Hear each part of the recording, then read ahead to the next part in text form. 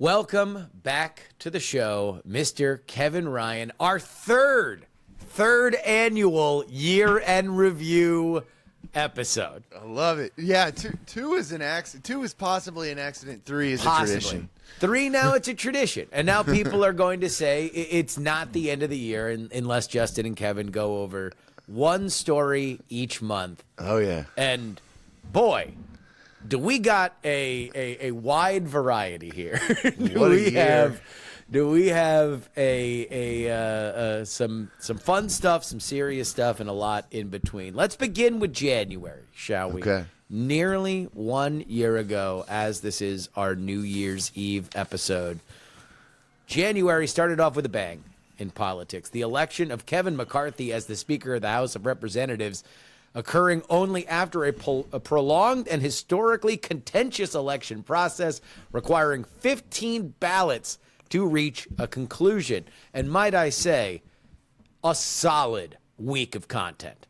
You know, when you're looking to get your content year started, just absolute. It was C-SPAN gone wild. Remember that? Because it was before the swearing in of the speaker. So C-SPAN was allowed to just have their cameras all over the place. It actually looked exciting and awesome, as opposed to the lockdown shots that they eventually had to settle to. McCarthy's victory ended the deepest congressional dysfunction in over 160 years at the time and marked a significant shift in the U.S. political landscape because he had to make extensive concessions to hardliners in his party to secure his position. Of course, in October, Kevin McCarthy was ousted as Speaker. And as we speak right now, he is no longer even an elected representative in Congress. He is out. He has gone back to Cali, and he will not be returning to D.C., at least in the immediate future.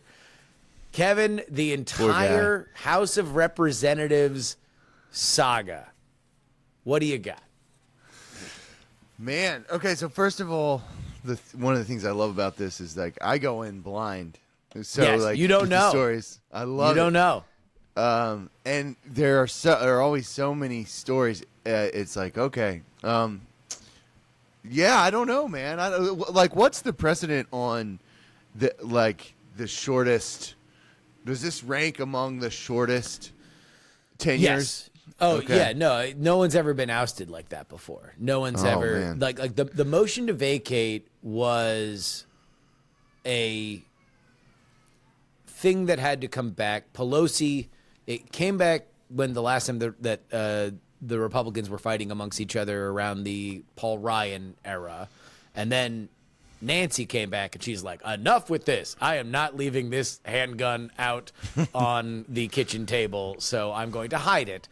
And she was able to, because she was a better vote wrangler than I think anybody that we have seen here on the Republican side in a while. Yeah. Think what you will of her. It comes back because Kevin McCarthy says, I'm going to be the speaker, so we're just going to have to negotiate. It obviously takes a long time. There is a lot of coverage. And then Kevin McCarthy is ousted. This marks a historically unproductive congressional season, which, depending on where your taste of how active you want Congress to be, is either a good or a bad thing. But there's no doubt that the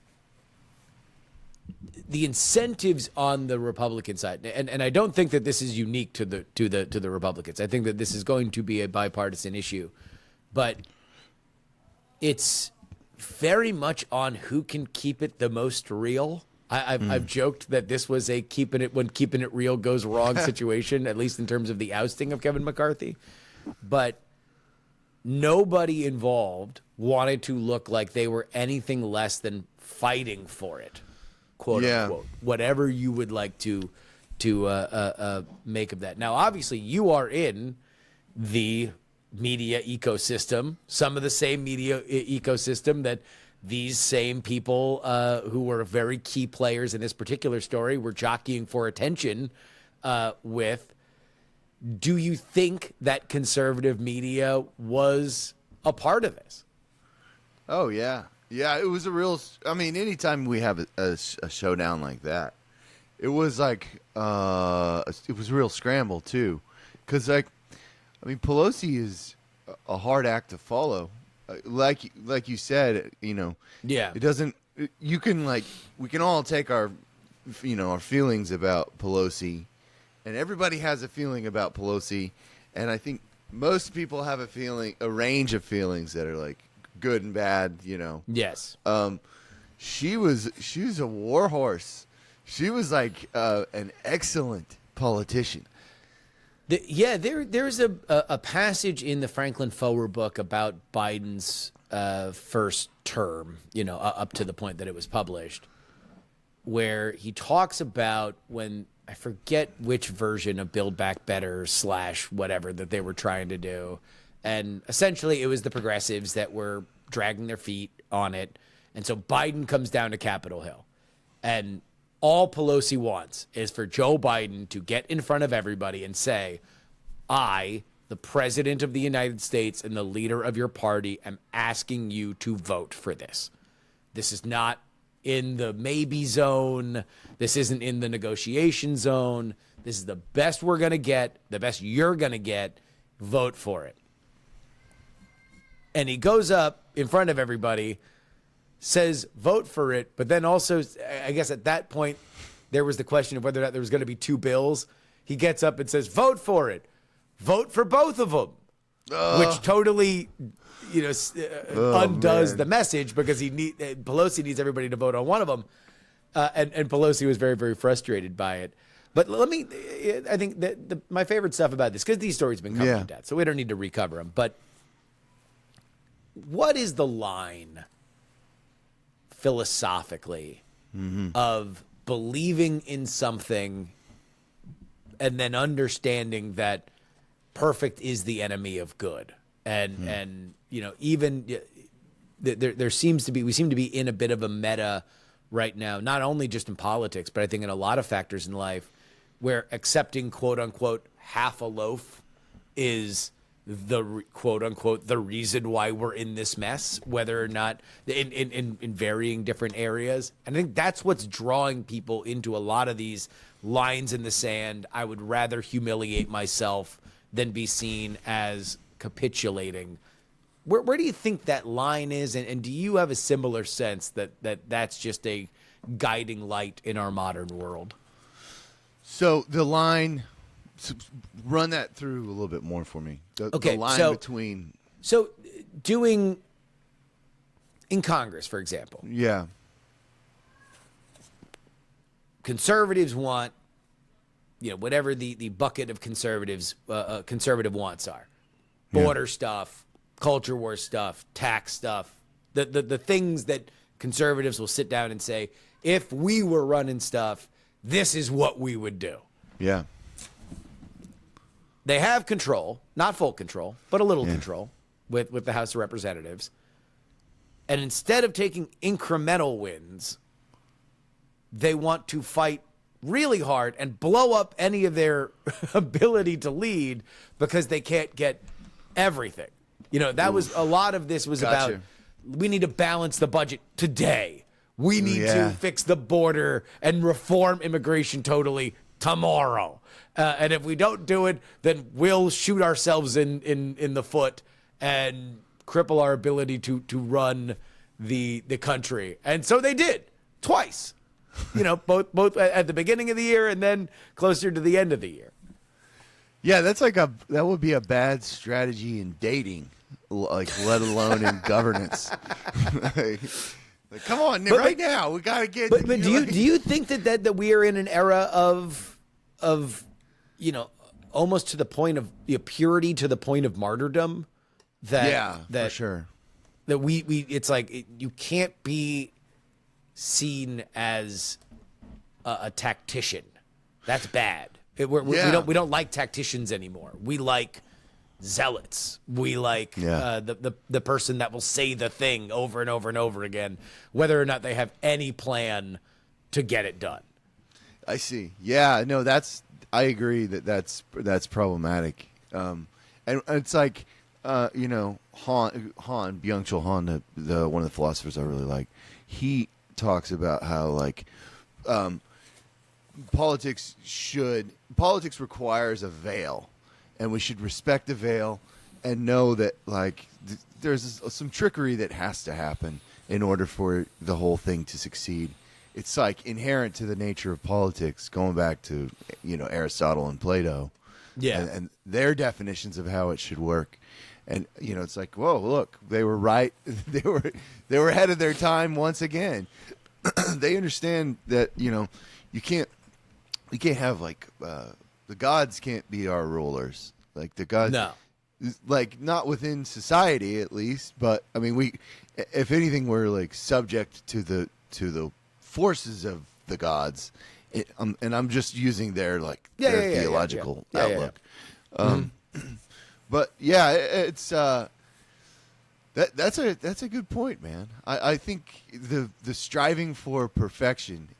Heaton uses the image of like Calvinism, like we just have a new like Calvinist politics, where it's like there's always sort of there has to be a sacrificial victim.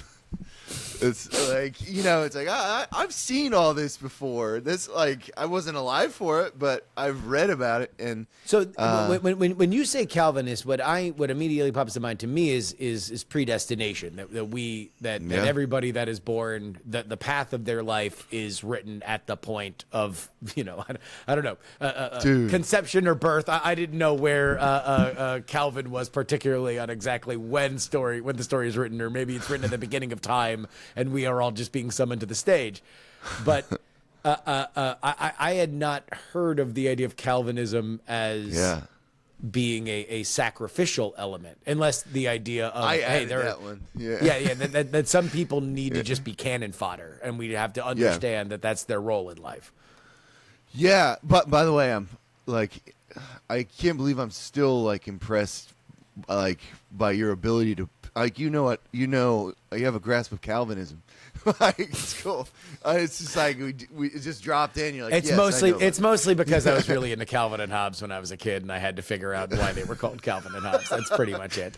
I didn't know there was a connection there. I guess I never dove into. And then Thomas Hobbes, for the tiger. No way. That's wild. Yeah. Look at that. So teacher, if anybody didn't know that's awesome. Yeah. So Heaton's comparison, I'm gonna like give you a diluted version, that's fine. Day 3. Yeah. But his idea is that is the alarmism and the idea that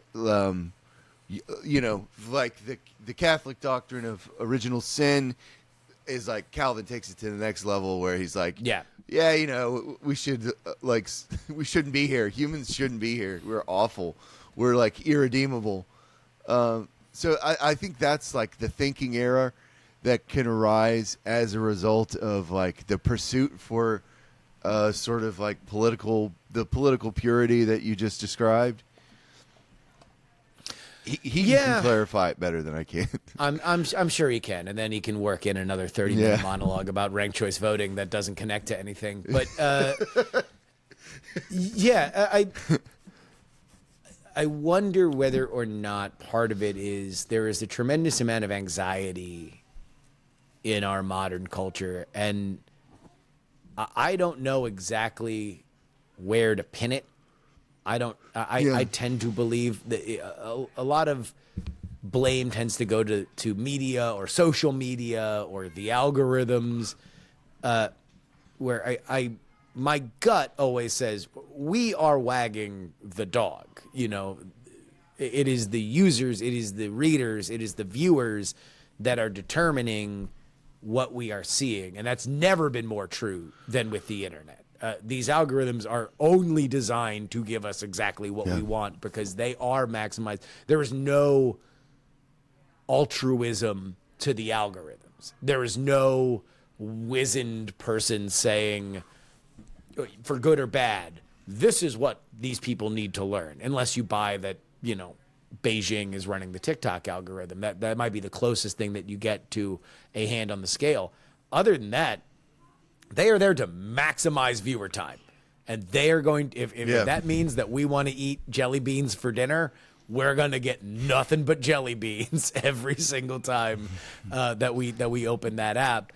And I wonder whether or not there's just a feedback loop of anxiety. We are feeling anxious. It makes us feel better when we see other people that are feeling anxious, which in turn makes us feel more anxious. And if we're feeling anxious, then that means we feel better when somebody is saying, I'm going to shut this whole thing down. This whole thing is going crazy, regardless of which political animus feeds that desire, that's where you end up. And that's why we get into situations like we did with the House of Representatives. Yeah, this anxiety feedback loop theory is interesting. I think it's part of that. I think the anxiety depression problem is like, so multifaceted and multivariate. But I think that's a part of it's like continuing success or it's continuing reign of terror. But also, that the fact that it's like so loud and so open, I think is, you got like car mechanics coming out and talking about like the anxiety they have. And that's not a slight on car mechanics, but it's just traditionally a profession where, you weren't really open about your feelings. No. So it's like there is like sort of a purging happening. It's, a lot of people talk about like the Mad Men days when, men, the strong silent type was still around. Exactly, yeah. But it's like, they drank themselves to death and beat their wives. Like, maybe they shouldn't have been so silent, Yeah. And it was, looked at the concept of therapy or something like that was looked at as weakness. There's somebody in our extended family who's very old, very much a man, came from the old country, had a stroke and wouldn't go to the hospital because that was weak. So we've come a long way, baby. Like Virginia, I admire that, Virginia Slims. But the dude had a stroke and was like, "No, I'll sleep it off. Don't worry, it's gonna be okay." So you're right. Now, but that being said, maybe the pendulum has swung. Maybe we talk too much about our feelings. Maybe there needs to be a restrictor plate. Maybe there is an element where discussion or outgassing or venting about the things that are going on inside your head does become a detriment and not a thing that helps you. Look, if you keep your car in the garage all the time, you're never going to go anywhere. So maybe, yes, we should be taking it in for maintenance every once in a while, but we don't need to leave it there. Every once in a while, you just got to get back on the road. Oh, definitely. Yeah, big time. Like, it's, all right, let's move. Let's move to February. This is a great, I think, encapsulation of the silly and the terrifying. This might be my favorite story of the year. February. The shooting down of a Chinese high-altitude balloon by the United States. Of course, the incident garnered significant attention due to its implication for international relations and national security. The U.S. Department of Defense monitored the balloon, which was claimed by China to be used for meteorological research, but was suspected by the U.S. to be spying over sensitive areas, including military bases, where it was found. The incident led to a diplomatic crisis between the U.S. and China and resulted in the postponement of a scheduled visit to China by U.S. Secretary of State Antony Blinken. The event marked a notable moment in China-U.S. relations during what was a continued year of transformation between these two countries. Now, I found this one fascinating because, number one, it's a big old silly balloon. So if you're going to think of a whimsical item in our world of storytelling that is the least threatening, it is maybe next to the falling feather in Forrest Gump, a lost balloon drifting hither and yon.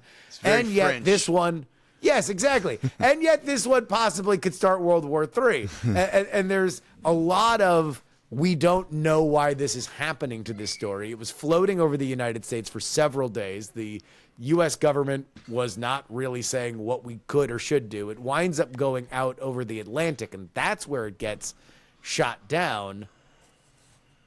But what do you read from this, the Chinese spy balloon incident? No, I'm glad that we're categorizing this under hilarious because the whole thing was funny. And I also love like the response from the public of like, we know it's not aliens, guys. Just like shut up God. about the aliens. The Like, aliens. we know, Yeah. you know, it's like that. You know, that's getting slipped into the news cycle every time. And I forget what like. What do you make of the alien stuff? Because Yeah. that's not on the list here. Because I think it's something incredibly stupid. Yeah. No, I think philosophically, like, I think a cool thing is happening where it's like this society of the spectacle, like the spectacle isn't working anymore. It's like the public, like the peasant class has decided like, oh no, we can see how many there are of us. We can, and we know that we're a little different in various ways and politically and all that. But I think that's one of those ones that all of us, and public opinion's tricky anyway. Like there's not, it's like advertising. Half of it works. We just don't know which half. A balloon. I don't know. I really didn't know what to take from this because what do you, we still don't know what it is. And I guess this is the one thing. If there was a serious thing to take from it, is that I, for sure, know that the most consequential thing that could happen in my lifetime would be a military conflict between the United States and China. I don't think that there's anything in my conceivable brain that could happen that would be more consequential than that. It would affect us economically. It would affect us militarily. It would be for the rest of our natural lives. We would be feeling the ramifications from it. Yeah. And yet, I don't know how close we are. I don't know whether or not this was a serious thing. I do know that we're 3 years out now from COVID, and we're still arguing about whether or not it escaped from a lab for which there's a lot of evidence for, yet they will not admit. I don't know when they're shutting down cities. I have no idea whether or not it's because there's another COVID happening or they're just being China. There's just so much that I don't know, and I don't feel reassured either by our media or by our government about it. Yeah, it seemed like back to the idea of the spectacle. It seemed like there was like, hey, we got look at this huge thing we have in our hands. It's massive. It's going to just blow your minds. It's life-changing. And they open their hands and it's a peanut. It's like, and it feels like, feels like a distraction. I forget what else happened that week. I think there was like there was a Trump Hunter, parallel, like, well, we're gonna get to March, but March begins. You want to know what? Let's just go ahead and get to it now. Our March story: the prosecution of Donald Trump for hush money payments paid to Stormy Daniels. It marked the first time that a former U.S. president was indicted. This happened on March 30th. He was indicted by a Manhattan grand jury. Following the indictment, Trump traveled to New York City and surrendered in the Manhattan District Attorney's Office in April. After his arraignment, he returned to Florida. Of course, that was the first of 4 indictments for the former president, the last of which in Fulton County, Georgia, earned him a mugshot, another first. But we can tackle this however you'd want, because it was, I think, probably the biggest, along with the House of Representatives stuff, change in the way things normally go. Yeah. We went from a point with, Hillary Clinton and the emails and the leaked stuff and Anthony Weiner's laptop, where there was a lot of concern about when and if certain cases should be opened and federal law enforcement should be looked at as interfering into a ongoing election, to a lot of interaction between law enforcement and what was then and is now an ongoing election. And we're going to see a lot of that play out in 2024. And there was nothing that made Donald Trump more popular than getting indicted. By the numbers, not only did he get more popular with Republicans, but also, and who knows, how much you can untangle inflation, the fact that the border has become more of a bipartisan issue, but Donald Trump is more popular amongst independents than he was before. He is more popular in the swing states than he was before, at least according to polling. What are your thoughts on this? Yeah, that first indictment was like, that was a spicy appetizer, man. That's like we're just getting our appetizers for like in the 2024. It's like, yo, you gotta slow down, guys. Like, and also I just can't believe that it's gone on too long, this strategy of just like attack, where it's like if you really want to deflate, and I know it's more complicated than this, but like if you really want to deflate the Trump balloon, like you kind of have to ignore it. You have to ignore him. Well, it's easier said than done, especially definitely. if you are not doing well to turn your back. And by the way, that was the strategy of Ron DeSantis. Meatball Ron did not want to deal with Trump. He had his back turned. He was saying, "Look, I am a super popular governor. I am going to do what Donald Trump cannot. I'm going to legislate. I am going to ignore the fact that Donald Trump is attacking me every single day. I'm going to ignore the fact that Donald Trump announced for president 3 months ago, and I'm still theoretically going to announce in the next month." And guess what? It ruined his campaign before it even started. He sank like a stone at that point. So I tend to agree with you that that's part of it, that you can't play by Trump's narrative if you want to beat him. But DeSantis tried to take the high road, and now, against all odds, DeSantis is a nickname. Oh, dude, for sure. And it's like, that's a good point. And meanwhile, Trump is like, the boots are fake. They're fake boots. They're heels. He's wearing heels. The man is wearing.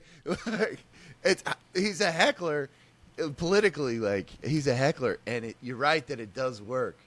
He wasn't even on the stage for. He hasn't been on the stage for the Republican debates. Not once. Not once. He hasn't gone up there. I don't know how much it would have mattered at this point, but yeah, it's. I don't know what to make of the political reaction or the public opinion reaction. Let me ask you this. I hate to put you on the spot here. No, I love it. But just to illustrate a point, can you remember the 4 cases that Donald Trump has been indicted for? Oh man, Stormy's one in New York, Georgia was the mugshot election. What was that? Election interference? No, not election interference, but. You got Georgia. it. It was election interference. It was January 6th. Yeah. Georgia. There was the fake electors. No Arizona. The other two are federal. Oh, okay. I don't know. What are the other two? There's another January 6th case. Oh. That's federal. So one is in Georgia, one is federal. And then there's the Mar-a-Lago dox case. Oh, I forgot about Mar-a-Lago. Oh, yeah. Man. Was that this year? He got indicted this year. Okay. Going into 2023, we did not know how many of the 4 he would get indicted for. And it wound up being 4 for 4. The raid was 2022? The raid was 22. Okay. And then the indictment comes down in 23. How is he? I don't know. He's still drawing surreal events. Like, I mean, he hasn't been on the road a lot. That's one of the most we're not going to do a ton of Trump stuff here. Surreal as in he somehow manages to be continually surreal And it's like Involved, yes. yeah, it's like being like something that's surreal immediately becomes unsurreal. Like once it happens, it's like once it takes your breath away and you regain your breath, you're like, well, that was surreal. That was strange. I would tend to agree with you, but for whatever reason, there is obviously an element of this country, a non-significant element of this country, that is continually horrified, many listening. And the only question is whether or not, A, we go back into that depression and anxiety spiral where you are incredibly depressed that more and more people seem to like Donald Trump right now, or we have not done enough. We have not done the thing. And that's where I think you see a lot of the defense of what happened in Colorado, where they out and out removed his name from the ballot because the court determined in a split decision that he was an insurrectionist. And so you can apply the Civil War era statutes to that because that was the thing. The thing that needs to happen. If people cannot understand that he is an absolute danger, then we need to remove the choice from them while democracy is on the ballot. So, this is the crazy situation that we find ourselves in. For many people, yes, he is surreal, but he hasn't lost his edge. He is still terrifying people, and he is on the other hand, he's got his core base that will never leave him. They will leave the Republican Party before they leave him. He is their dude. That's it. That's all. Yeah, that's part of it's pretty wild. And there were a ton of books that came out just basically examining this. Mm-hmm. And one of the most interesting to me was that Alan Dershowitz's book from this year. I think it was Get Trump was the name of it. Which one? That dude writes like 5 books a month. He is sharp, man. We almost had him for the podcast on the week that you were gone. Oh yeah. And he just like a lot the news cycle kind of pulled him back to Fox News. He had to write a book immediately. Yeah. It's like, no, but I can't be on it. I'll write a book about it. And Get Trump, he just like basically, I think it's a pun on the Get Shorty. No, or I think it's a play on the idea of like OJ's like if I had done it. Gotcha. Because it's like Dershowitz. The theme of the book, yes, of how. So this is like how he would. How he would represent him. Yes, this is the case I would lay out, and he goes into. I think it's like the 14th Amendment is the one that that is kind of being used against Trump. It's been a while since I read it. But yes.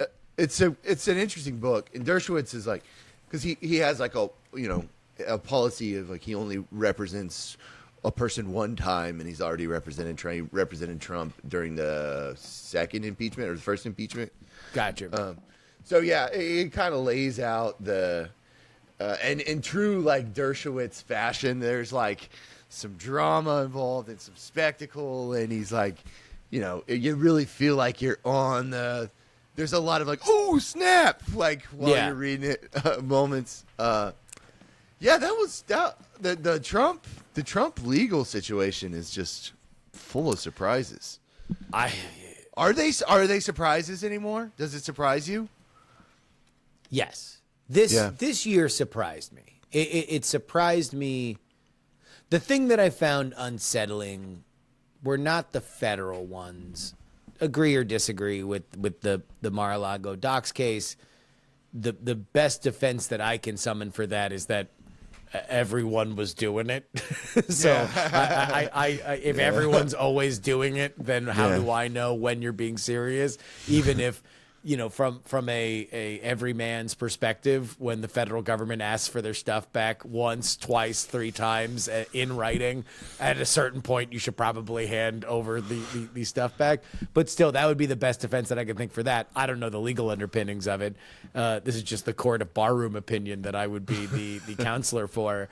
And then the January 6th stuff, look, you can look at to me, that all boils down to exactly how serious you believe he took the idea of fraud, and where the burden of proof is legally for how much he needs to have evidence given to him that he is not allowed to believe that anymore.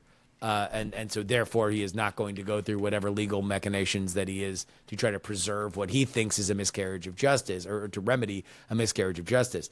The two that bothered me were the local ones, the Fulton County one and the New York one, because those were two district attorneys elected on the campaign promise of convicting Trump. Yeah. And that's where I think we get into dicey territory, regardless of what we think of the standard of evidence in either trial. I think George is stronger than New York. I think we've thoroughly litigated the Stormy Daniels stuff. And if your key character witness is Michael Cohen, good luck. Yeah. He's been on every side of this particular issue, yelling as strongly as he is now on every side of it. He's been called a liar by every side of it at a certain point. So doesn't seem like the strongest, most compelling evidence to me.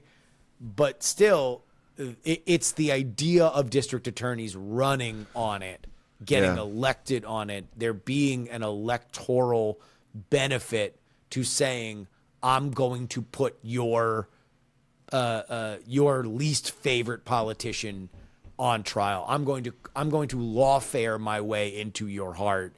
It's why I'm not a gigantic fan of Ken Paxton here in Texas. I think he does the exact same thing. Before we get into whether or not he's corrupt. And so that's where I'm not a huge fan. Because once we start eroding the rule of law, boy, do things get messy, and we don't really have a referee to get us back into the game. So those are my general kind of philosophical thoughts on it. That, the Dershowitz point that he makes, this, which is really interesting, and it's, it goes back to the state of exception with how good the peanuts were on the Epstein plane.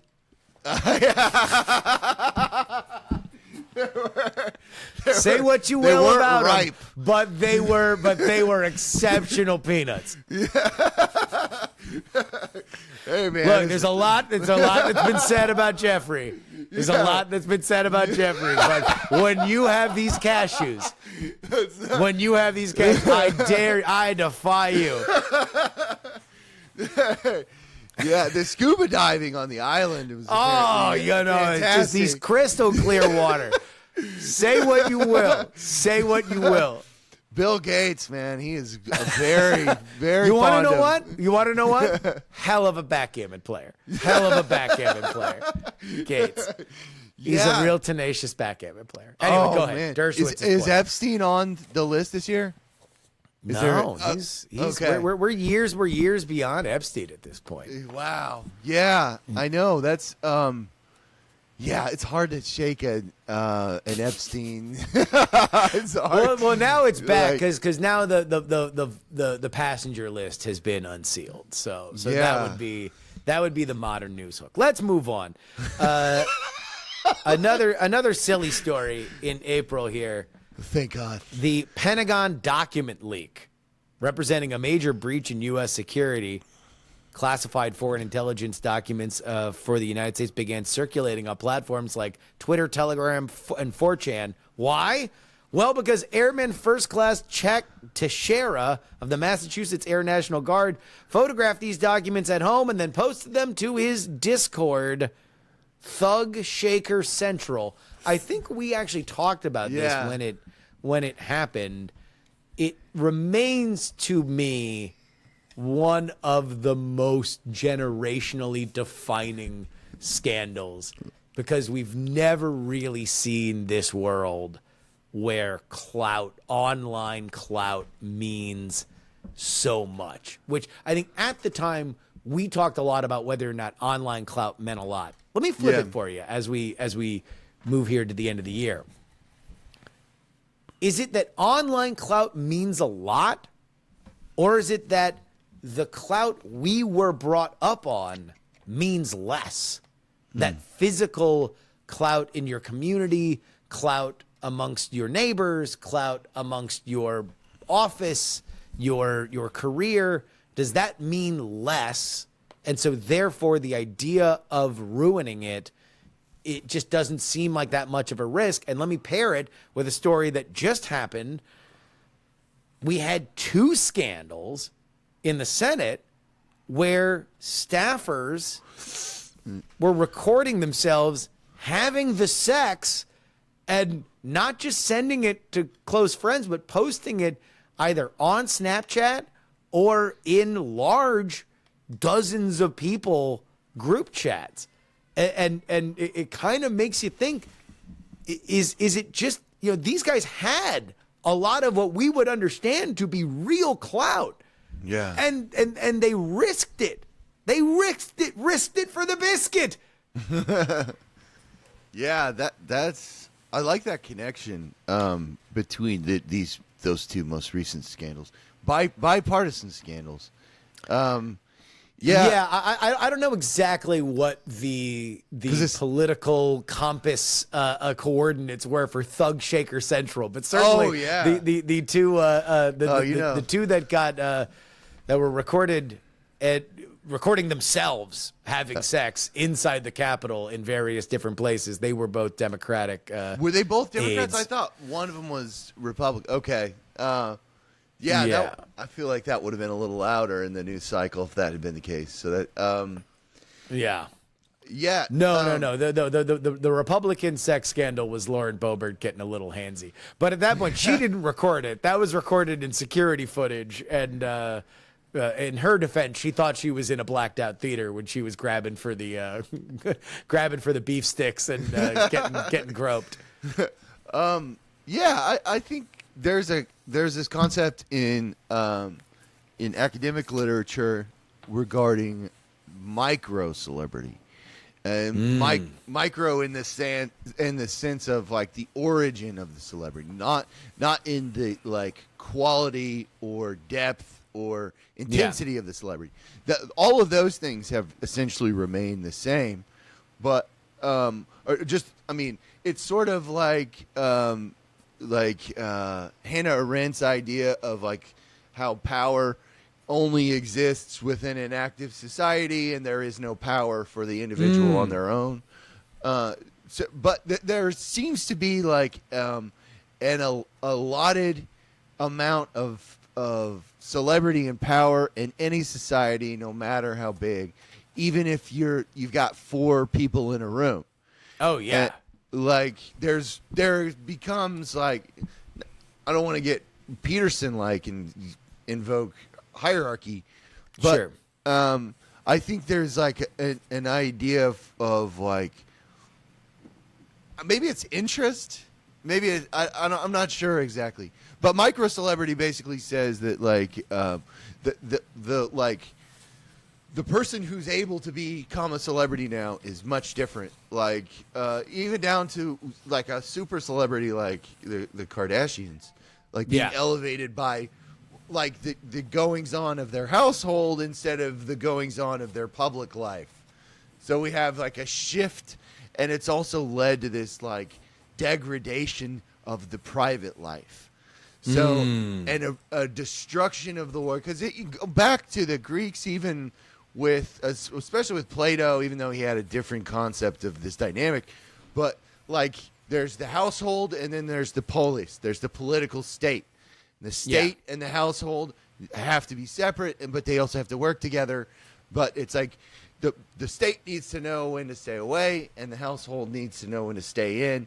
And the newest version of celebrity has like essentially destroyed that and like thrust us into a performance society where we're performing even like when we used to be able to enjoy being alone. Dude, that's heavy. That's heavy. Because I will say, this is outside of politics. There used to be this maxim that I would have that the guy who's on social media talking about how much he loves his wife is probably cheating on his wife. Like Yeah. if you're out there just saying like look at my love, blah blah blah. Look, birthdays, holidays. I would say maybe once a year you take a cute picture of your partner. You put them up like, I love this person. That's normal. I think that's a sign of a healthy relationship. If it's happened 3-4 times a week, I'm like, you're trying to make up for something. There's a fight that you're trying to win public opinion for. You're just being a little too loud with all this. And I would say similarly now, I don't know how many people that post constantly that are mining and excavating their personal lives so far for a career that they're doing particularly happy. And this is coming from somebody that has told probably every secret he's ever had online at some point. Yeah.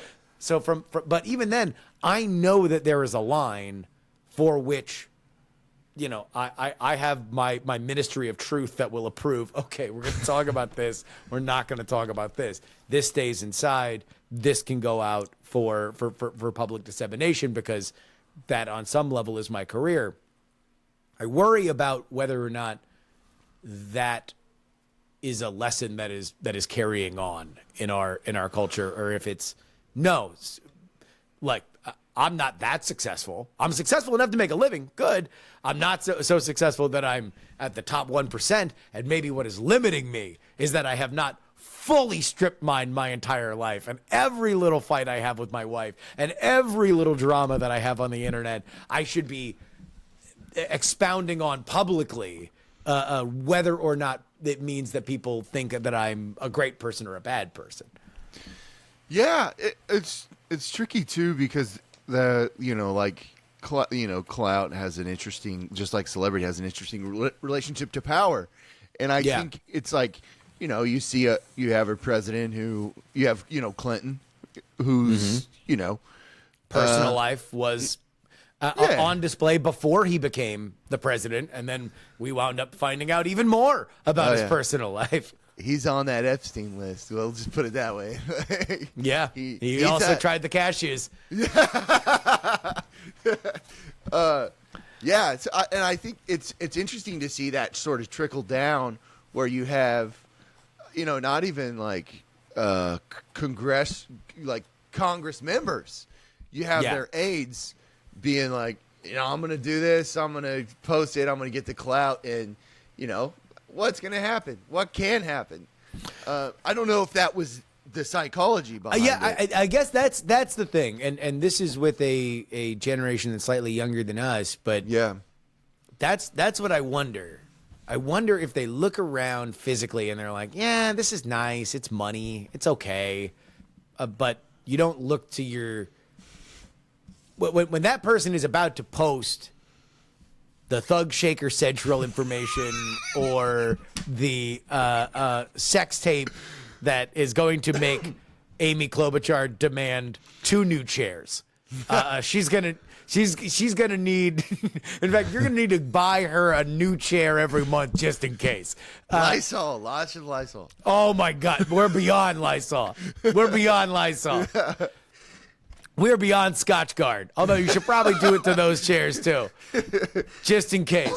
But you are at a point where you can't think throughout your day, because I think this would be the same for us, and I'll speak for you here, where if we were to post something that was sensitive to our job, it would go through our head, okay, this person that I work with, will they be affected? Will they think less of me? Will I be diminished in the eyes of my physical cohorts? Yeah. As opposed to, will I be delighting? Will I be educating these people that I know online? Because obviously, at least in these cases, the decision was made, I need to talk to my friends online. I need to show them this thing that is either titillating or exciting or educational versus what is going to happen to everybody that I work with on a day-to-day basis. And I think that's fascinating to me because I would never, I love people online, but I need to live with the people that I'm around physically. Yeah. Although maybe I spend more time thinking about that than many others. All right, we have two more, and that brings us to our halfway point. So I'm gonna combine them. Two names that got a lot of press this year. In May, the first 13-count federal indictment was unsealed against New York Representative George Santos of embezzling money from his campaign, falsely receiving unemployment funds, and lying to Congress about his finances. He was later hit with 23 more indictments and was expelled from Congress, the first non-Confederate or convict to have that honor. And then in June, Linda Yaccarino, previously the executive of NBC Universal, assumed the role of CEO at Twitter, taking over from a man whose name is, if not a sentence, a paragraph, almost every time that it is mentioned, Elon Musk. Yaccarino was brought in to shore up advertising, which continued to run into problems this year for Twitter. After tweets deemed anti-Semitic from Musk, many advertisers, including Apple and Disney, pulled their ad spend, leading Musk to declare at the New York Times Dealbook conference that any advertiser could, quote, go F themselves. He then looked into the into the audience that also had the CEO of Disney and said, "Hi, Bob." Oh, yeah. Yeah, and told him to go F himself, too. It told him specifically to go F himself. Yeah. George Santos and Elon Musk. Obviously, they've been talked to death, so I will give you either one of them any high-level philosophical thoughts on what these two characters and our fascination with them says about our culture. Yeah. Santos, I know a lot less about, and I love it when you do this presenting two figures, and we do like a compare and contrast with the philosophical. I love that. So I guess I'll start with Elon. I did my most recent piece was a review of the newest Disney movie, Wish, which is was a real stinker. A bomb. Yeah, it wasn't a bomb. Great. Yeah. I saw a meme this year, one of my favorite memes. I think it was a Babylon Bee thing that Disney had been awarded a Pentagon contract because they are among the greatest American producer of bombs. Oh man, Babylon. That sounds like Babylon Bee for sure. Sounds Babylon Bee-esque. Yeah. They Disney's not doing great, and not even like. I mean, for like anecdotally, of course, but I talked to a lot of like parent friends, and who went. The very few who actually even went to the film, and even knew that it existed, said, I mean, my kids were out after 5 minutes. They were not interested in any of it. Which, by the way, for those who are unaware of exactly what a singular bomb Wish was. This was designed to be the hit that celebrated 100 years of Disney. This was a huge milestone year for the company.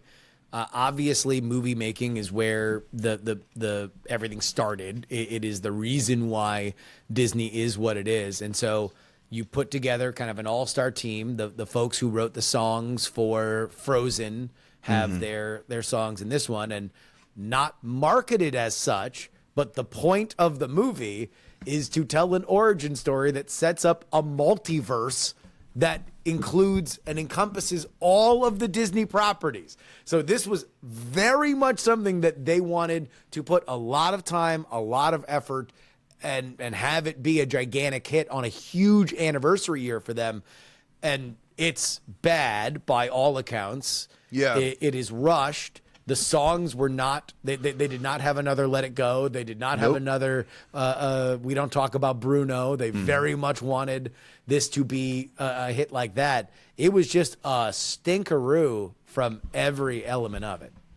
Yeah, and what's interesting is like the deeper reasons for that. Like that apparently, and we don't have to get into DEI stuff. No, go. Yeah, but a lot of like, there's a great piece from this website Film Threat about like all these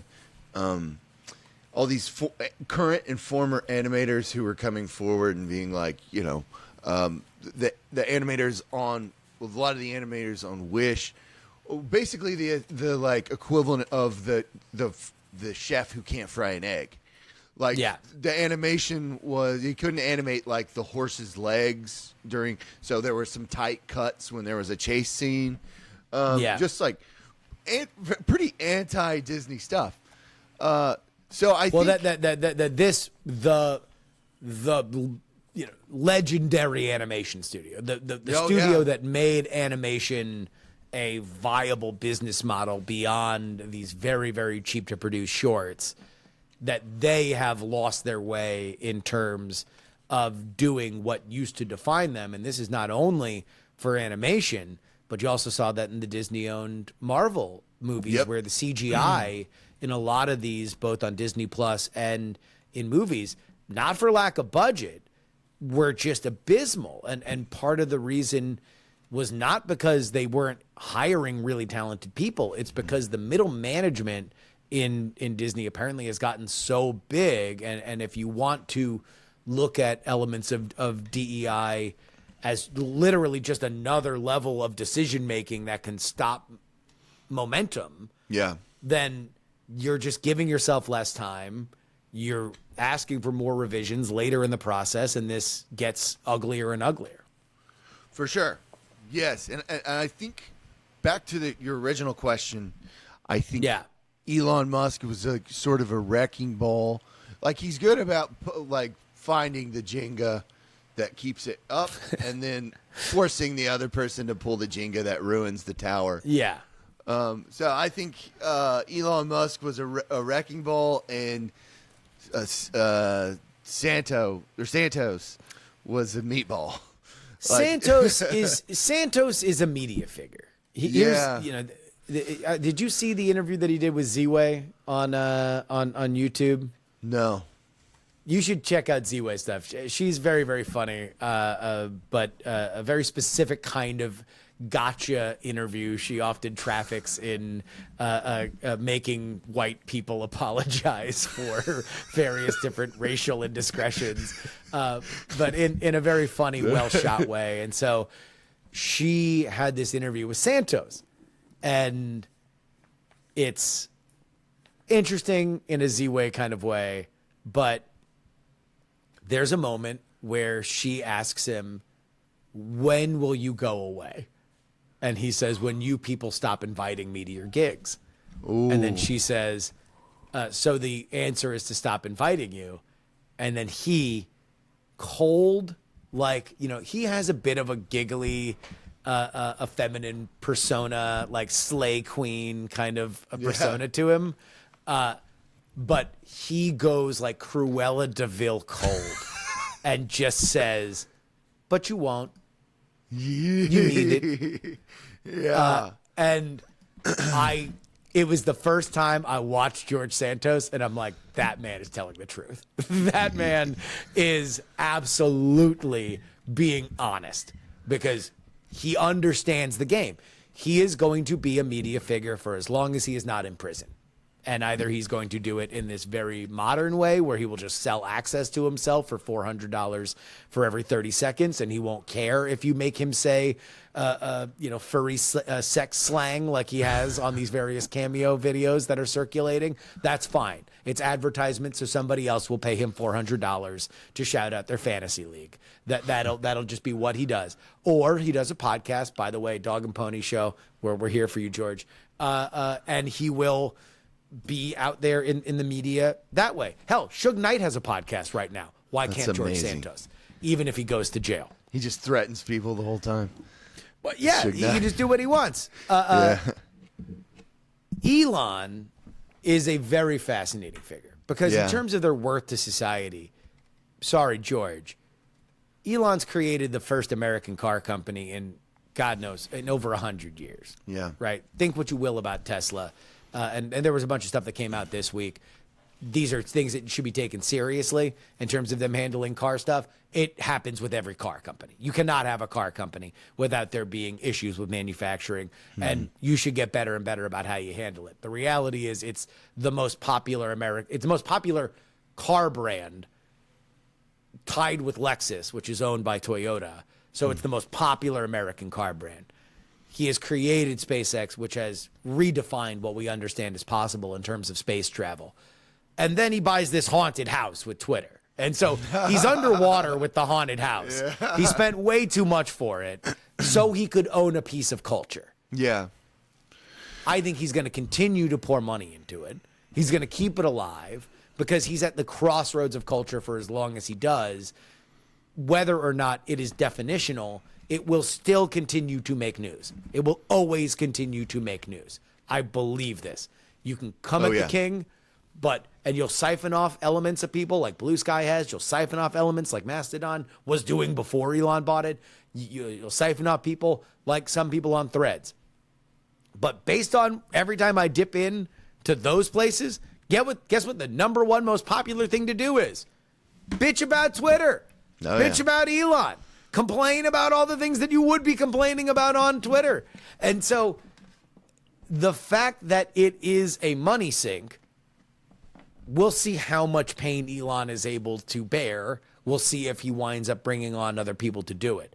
But I don't think he is doing it to make money. I think he is doing it to be at the center and the crossroads of conversation. And based on this year, it's been a resounding success. Maybe a costly one, but hell, rich people spend a lot of money on a lot of things I don't quite understand. This just might be another one of them. I'm really glad he did it. And I would say the same if I think the political ideologies were swapped or like mixed up, scrambled. I'm happy that he sort of threw some fresh manure on the old Twitter garden. We needed a kind of a shake up. So I'm glad he did that. I don't know. I think it's a better site now that all the people that complained about Elon all the time have gone to other sites. Well, now I can just portion it out. Some of them. I just know. I can. Oh no! Now there's new people. Now there's new people that are always going to complain because guess what? This is the ironclad rule of everybody who's been on the internet since the early days. Nobody likes the mods. Nobody likes the admins. Yep. It's the reality. You're never going to be a good guy when you do it. You might be a good guy for a little bit at the beginning when there's new admins, when there's new mods. You'll be good for a bit, but no, you'll eventually get your time in the barrel. Always.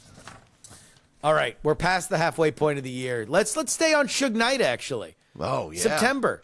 Dwayne Keefe D. Davis was indicted for the 1996 murder of rapper Tupac Shakur in Las Vegas. The indictment follows decades-long investigations into the high-profile case. Shakur, of course, was shot after attending a Mike Tyson boxing match, dying 6 days later at the age of 25. Davis, who has long admitted to being at the scene, was described as the orchestrator of the attack, which was a retaliation against Shakur and Suge Knight following a physical altercation with Davis's nephew, Orlando Anderson. Anderson, who also attended the event, was beaten by members of Death Row Records, including Shakur. The attack led to the shooting, carried out by Davis, according to these allegations, and associates in a white Cadillac. The case gained momentum in 2018 when Davis's admissions of being a key part of the investigation. His recent indictment was brought by mixed reactions from Shakur's family, with his stepbrother expressing a desire for further answers. How fascinated were you by the murders of Tupac and Biggie? Because I'm a little bit older than you, but these were very the defining coming of age pop culture moments for me were Kurt Cobain dying and then Biggie and Tupac getting murdered. Yeah, I mean that's like the music within the music industry. That was like it was like this, like the political environment of the '60s, where it's like they got the president and his brother, like, like, and it was all, Suge Knight was definitely always behind it. But well, not according to these allegations. These allegations say that it was Suge was involved, and this is not controversial, that he was involved with the Mob Piru Bloods of Southern California. Yeah. And then Keefe D was involved with the Compton Crips. I went down a rabbit hole when all this happened because there was lot of stuff that was circulating. And so that's where you see a lot of, okay, well, the Crips were providing security for Bad Boy and Puffy and Biggie when they were on the West Coast. But this was a elements of gang violence that spiraled out of control. And because Tupac involved himself in beating on Orlando Anderson at this fight in Vegas, that's when everything took a turn. There's an element of it to me that's like, it's the aliens. It's the alien spectacle. That's the excuse, because it's like, who or what commits murders that will never get solved, like especially of public figures. And it's like, I mean, I feel like if it had been gang warfare that spilled out of the Tyson, because it was the Tyson fight, right? It was the Tyson fight. Holyfield? Yeah, it was. No, it was another. It was Tyson versus somebody that he whipped the crap out of. It was when Tyson was out of jail. And he was like building his record back up, and he was just beating people up immediately. He's like ripping through people. Yeah. Yeah. No. This is post. This is post Islam. Yeah. Oh, okay. Because he converted in prison. So that's right. But it was pre face tattoo. Oh, and pre ear biting. So post Islam, pre ear biting. Well, oh yeah, this is when we're like, he's brilliant, but he's a good boy. Surely he's a good boy now. Well, it was like, okay, can he summon his prime back after a few years in prison? Can he summon his prime back? And he was. In that time, you got a lot of celebrity attention. Obviously, boxing is gigantic at this moment. Tyson is one of the biggest athletes on the planet.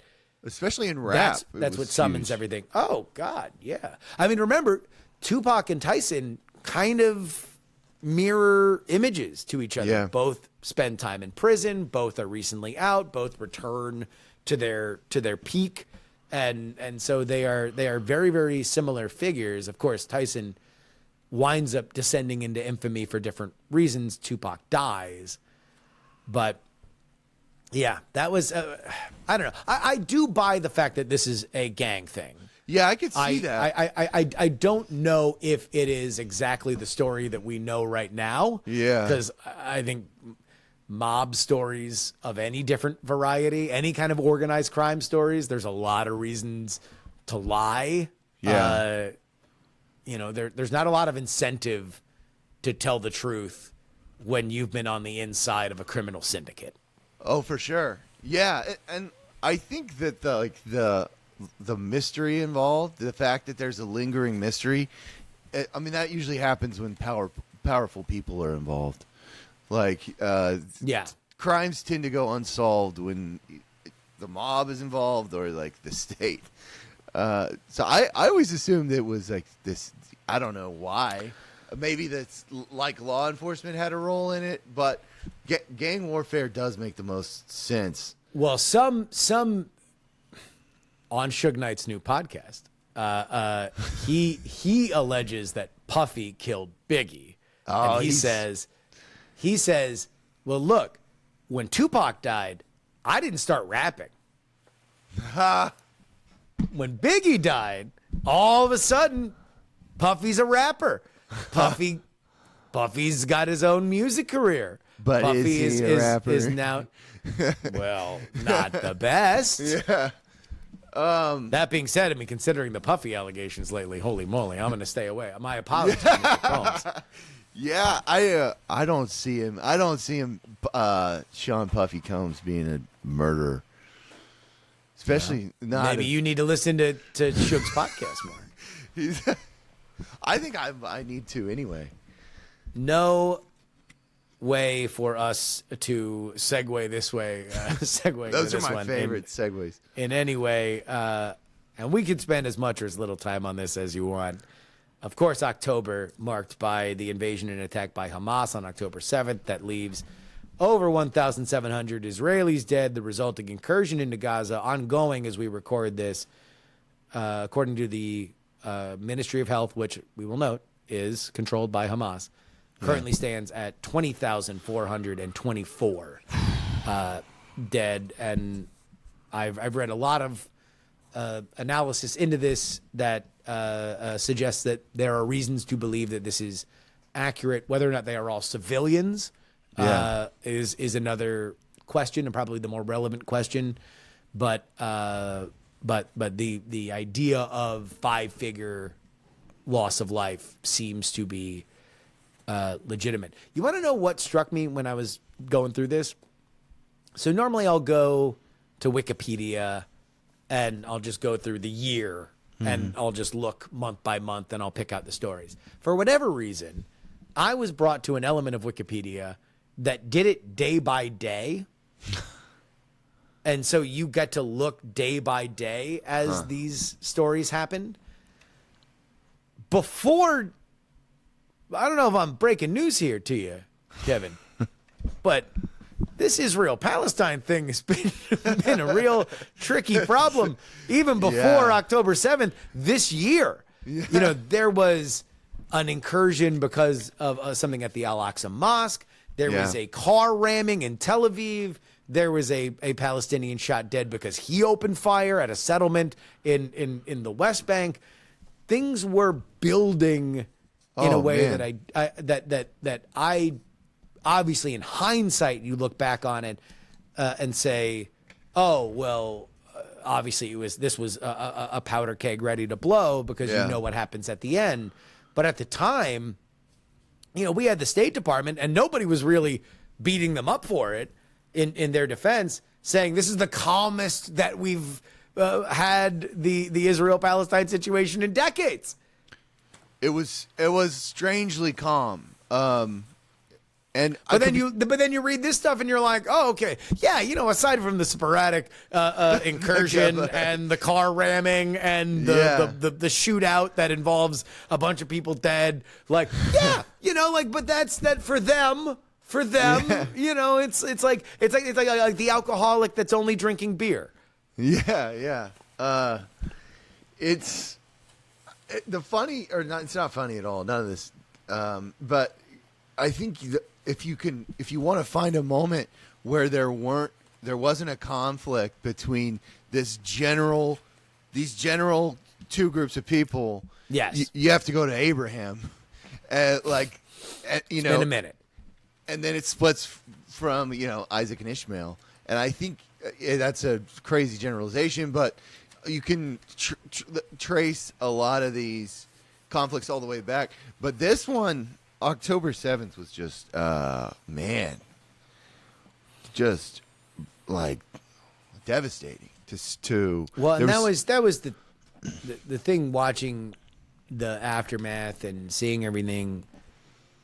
The conversations that I was having with my friends that, you know, I know or read up on this situation was just like, you just knew that the rubber band was going to snap back and it was going to be horrendous. That we were going to, like, the saddest part of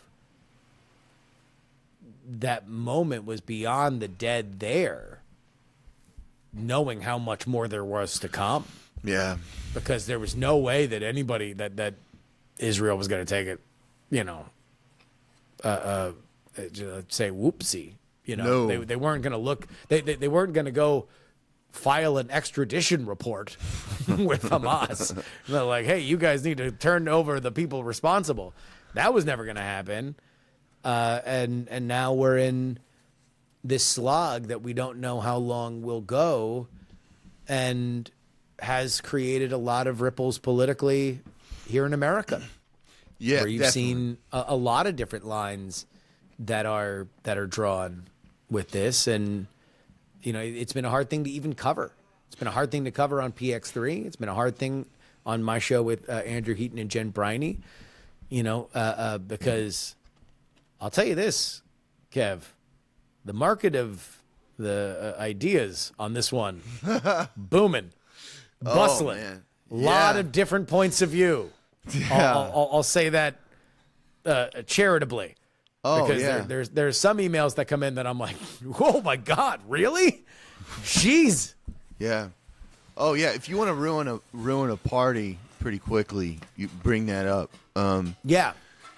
Just do a real quick for or against around the table during. How do you feel about abortions in Palestine? I'll say I would rather talk about abortion. I would rather talk about abortion than I would Israel Palestine at this point. I would rather do Dobbs. All right. Well, then we will try to keep it going. Obviously, this is something that is not a hypothetical or philosophical. This is happening right now. So there will be much more to discuss about it. But it did need to be mentioned. No, I just hope that things get better. You and I, when stuff like this happens, we got to go through the footage. We watch. God. And that was.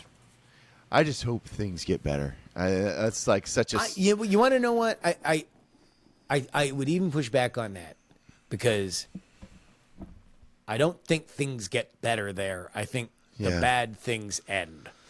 And or they pause. Yeah. It's been a fraught region. And that's the biggest thing to me that I've come out of it, especially because we were abroad for a little bit and we were in the Balkans and I'll just say this. The Western sensibility that we have in America, which is different than the Western sensibility that they have in Europe. Yeah.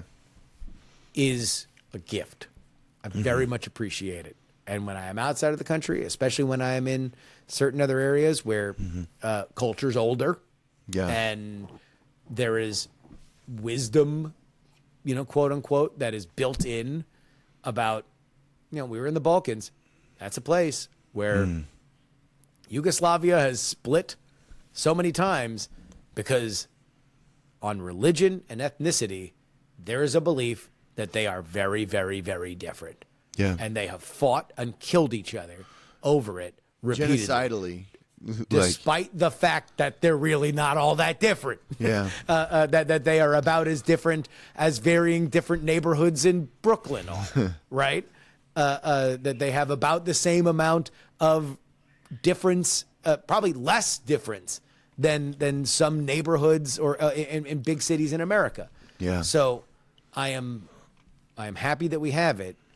At the same time, I don't believe that we can one for one understand their culture with our understanding of culture. Well said. It is just different, and it doesn't. I'll say I like ours better. If I'm choosing Mac or PC, I'm gonna go with the Mac side on this one. I like the way that we do things. I just like the way the operating system makes sense to me. It makes sense to me. I'm gonna bet on us. But in the Middle East, it just ain't the same. And to think of this like we would think of things in a Western lens, beyond just our baseline humanity, which I totally subscribe to, we should very much understand that a loss of life is a loss of life and it is horrific.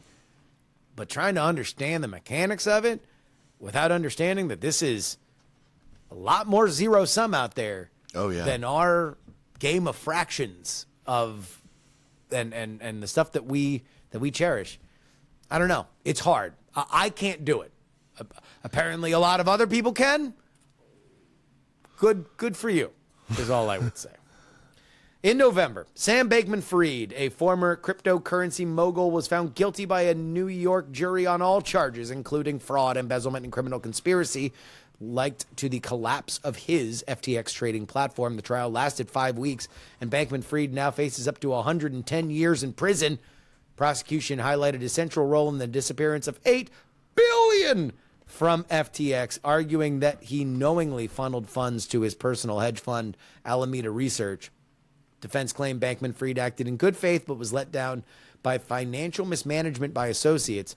Key testimony came from his former associate and on-and-off girlfriend, Caroline Ellison, who admitted to stealing around $14 billion with Bankman-Fried to support Alameda. Weirdest the end villains. Of FTX. Oh yeah, what a putter. That was like the weirdest. Those were the weirdest villains I've ever encountered. The cryptocurrency gang? Yeah. What about them? The crypto gang? The crypto gang. They were just like, I mean, it was also very generational, like you said about Thug Shaker. Mm-hmm. This was like a crypto Thug Shaker situation. with this, the Bankman-Fried thing does remind me more of the Trump documents thing, where it was people for whom are so ensconced in privilege Yeah. that they look around and they're like, well, you know, what's really like this dude came from the Berkeley Hills. So his parents are bundlers or Democratic bundlers, so they are plugged in to the levers of power. Yeah.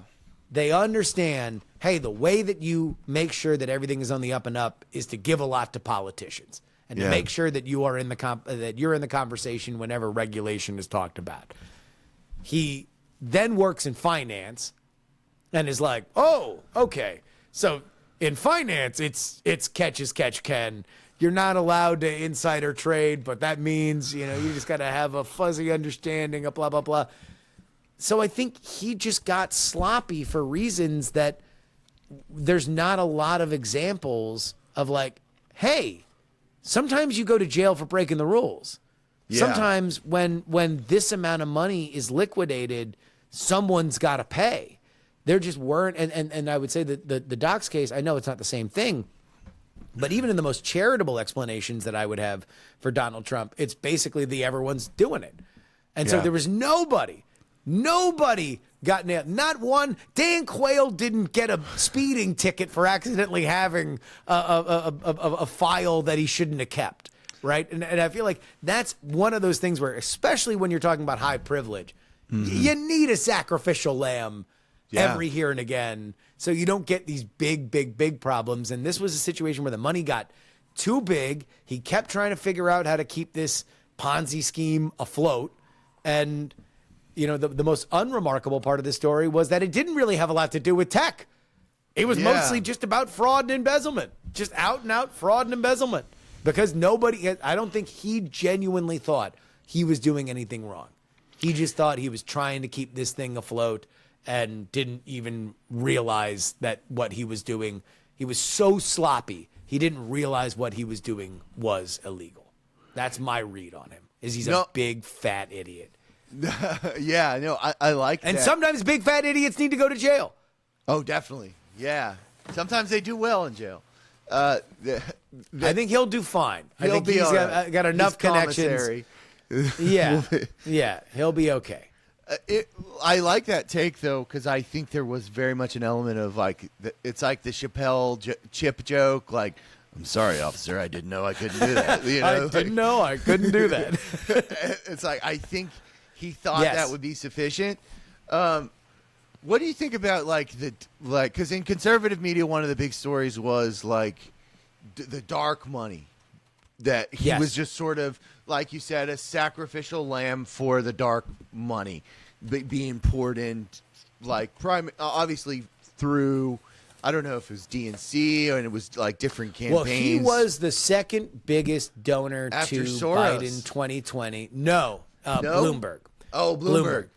Now, this is the difference. So Soros is the dark money side. So for those of you who are there is money that is tracked by the Federal Election Commission, and then there's money that moves through so many shell corporations that you don't really know where things are coming from, or they go to outside organizations that don't need to be tracked because technically they are not in the arena, even if they are only spending their money to influence certain public opinions on varying different stuff. So, like, Bloomberg was the number one donor for Biden 2020. Number two was Sam Bankman-Fried, and his parents have done this. They've been bundlers for a really, really long time. They have been part of the connection of tech money going into the Democratic Party for a long time, as long as that has been a fruitful tree to pick from. It's fun. Sorry, go ahead. Yeah, but he was light money. He was not dark money.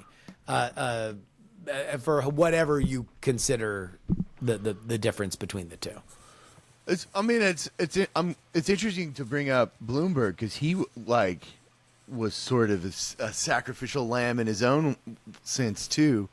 I was reading, I forget whose take it was, but they were just talking about how he was sort of like used in 2020 to boost Biden. Yeah. That was like his kind of a late appearance. Throw a bunch of money at it, hop up onto the altar, take the sacrifice, and Biden will grow. I don't buy that. I don't buy that. No, I genuinely think it looked like Biden was dead.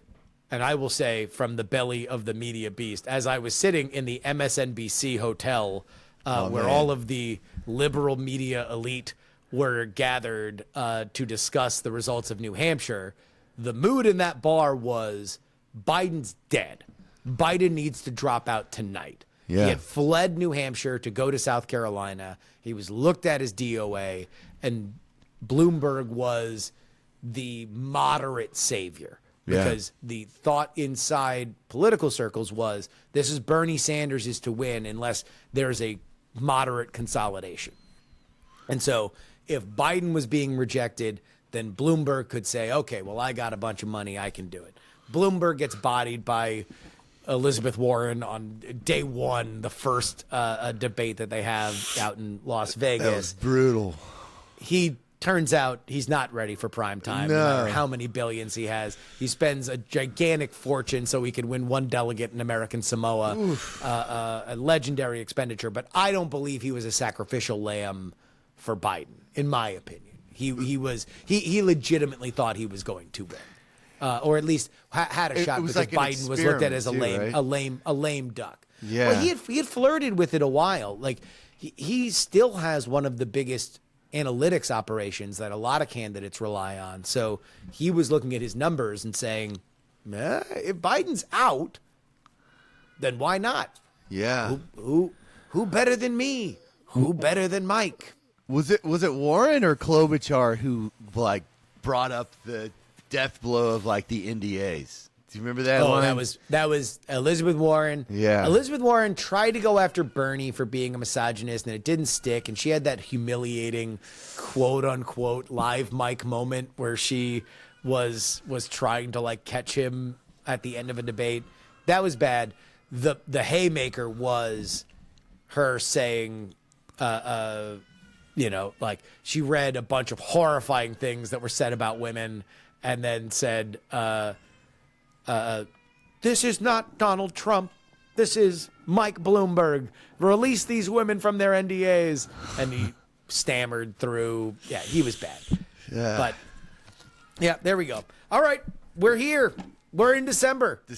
Now, obviously, there might be something gigantic that happens in the next few days, but we're going to end on this. The Hollywood actors ratifying a 3-year contract with their studios. That was the end of the year's worth of strike in Hollywood. Obviously the most talked about, combining with the writer's strike, which lasted nearly 5 months. And we're going to lump this in with the other high-profile strike that happened, which was the Auto Workers Union. A lot of conversation in 2023 about collective action and about strikes. What say you? Man, I didn't know about the auto workers one. That's and I love that you paired those two. Man, let me see. It's interesting because I think in both cases one sort of interesting connection would be like the looming threat of AI and automation. Yeah, obviously that was talked about a lot during the writer's strike and the actor's strike, and I'm very bullish on AI. I don't know exactly where in the next 3 years it's going to be compared to them, or at least I don't know where it's going to be in the next 3 years that is going to benefit the studios. I think it would be short-sighted by the writers specifically to limit their own use of AI. I think that it is a very democratized technology right now, and that's part of the fun of it, is that you don't need the resources to spin something up. It kind of eliminates money advantage in a lot of different ways. But I would say, the fascinating thing to me is that this gets back to our, I guess, really, depression and anxiety is the theme of 2023. Yeah. Of this concept that collective action is the solution to problems at professional problems. Yeah. If you have a professional problem, it can be solved by collective action. And there's a lot of stuff that I do think can be solved by collective action, whether or not you formalize it with a union. There's a reason why I will probably never work for anybody else again, largely because the last time that I worked for somebody else, I was a tremendous pain in the ass. I was a good employee, but I was very free with what I made. I was very transparent about bonuses that I was getting when they were lopsided because the management wanted to reward certain people and punish other people. I offered to normalize. I gave away a significant portion of my bonus one year without telling my wife. Turns out that was a lesson learned. You should tell your wife before you start PayPaling that amount of money around to people. But I don't think that the answer is always formalizing another organization to negotiate with your boss. Yeah. Nor do I think that it is entrusting another organization to be in your best interest. These things are as unique. To say that all unions are good to me is as silly as saying that all companies are good. Yeah. There are well-run companies. There are very poorly run companies. There are well-run unions. There are very poorly run unions. I would say this. If your union is not run by somebody that is so detail-oriented, you are blown away by their ability. If your union isn't run by somebody that you think could run the company, then... and is as invested in that, then I don't know. I don't know how it's going to go. So for the UAW, look, those are careers that have been negotiated. You have people that are there. You have a very solid industry. People buy cars. It's propped up by the government. It makes sense, at least in the situation that we have now. Hollywood is a boom and bust industry that is driven by unions. For a lot of other stuff, especially kind of transitory employment situations like your Starbuckses or your movie theaters and stuff like that. Yeah. I don't know. I mean, your mileage may vary, but I just hope that your union leadership is really, really, really invested in working at that place for a long time. Yeah. I think within political theory, I'm glad you framed it this way. I think you can break it into like a dichotomy of like collectivism and like an individual autonomy. Yeah. Which is like, as you go through Marx, it's a real slog too, by the way. It's not a fun Not exactly read. a zippy read. Yeah, no, it's not. It doesn't spark joy in me. It doesn't. Sometimes it does. It's not airport reading. Oh yeah. It's unless you want to really make a point. But there are a lot of ideas and cultural advancements that have come out of it. But I think there's definitely a difference between like, Hollywood writers and like advancements made in like child labor laws. Like I get it, but it's a little easier. It's much easier to empathize with, child labor laws, than it is with like the Hollywood. But I also like your idea that like, okay, let's be careful with the bureaucracy here, because when you start injecting that and inflating the bureaucratic, it's just like you said about Disney. Like if you add too much, if your steak's too fatty, you're not going to get any meat. Especially if you are in a situation where you're trying to make things happen, either from the perspective of the worker or the perspective of the business. This would be my unsolicited advice. And it's something that you have to learn when you run a small business. And I learned the hard way running a Kickstarter. Understand where the money comes from. Yeah. And understand why the money flows. Yeah. In anything. If you're an employee, if you're running a small business, that's the game from the jump, right? But if you are an employee, do your best to understand the business model and actively try to dissuade yourself from believing that money just magically shows up somewhere. Yeah. Because, spoiler alert, it doesn't. And if you are in a situation where money is just magically showing up, then that means it can magically shut off at any moment if you don't understand why it's coming in. So if you're at a company, the best place you could possibly be, the Venn diagram, this is unsolicited advice, is to find that little gray area in the two overlapping circles that is what you feel good doing, where the company makes money. Yeah. If you can do that, you will have a job for a long time. You'll have negotiating abilities for a long time. You'll have leverage. It's a good thing. If you are doing exactly what you want and you have no idea where the money is being made, you can't be surprised when all of a sudden clouds come over the sun and all of a sudden it's just not there no more. Yeah, or when you're worse, when you're faced with pressure to change your message, and which was for us, that's like, and for a lot of people, but for us specifically, that involves like changing our belief system or like painting over it for beautification purposes. I think what's cool, and I've said this since the day I met you, is that you're able to achieve that that autonomy. Sorry, my 1-year-old's flipping out there. I don't know if you can. That's hear it. fine. That's fine. She knows. She knows that it's the end of the show. Yeah, but I love that. As we've talked about, that our industry is collapsing. Like the institution of our industry. The institutions of the industry. The industry is doing fine. Yes. With some exceptions. But just like every other, a writer I love calls it like the eclipse or the twilight of authority is taking place. But I love what you're doing because you show that, and it's hard work. You are like, just being, just calling in to be your substitute for a week. Oh yeah, like, dude, and that's just one. That's this podcast. You did one week. Yeah. It was like, I mean, you, and I know your audience knows this already, but dude, you do a lot and you work hard but it's like you also are showing people like, hey, the gig economy can work.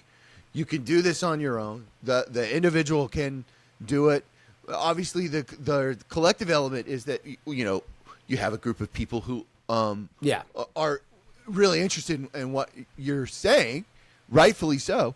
I just think it's really cool. I think it's really cool that you're pulling this off, and then it's like, the Disney doesn't have to go on forever. The New York Times doesn't have to go on forever. I hope both of them do.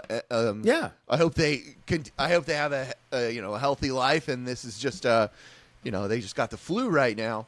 But ending on a positive note, I think let's end. It's great what you're doing. Thanks. Oh well, geez, I'm happy to be a part of it.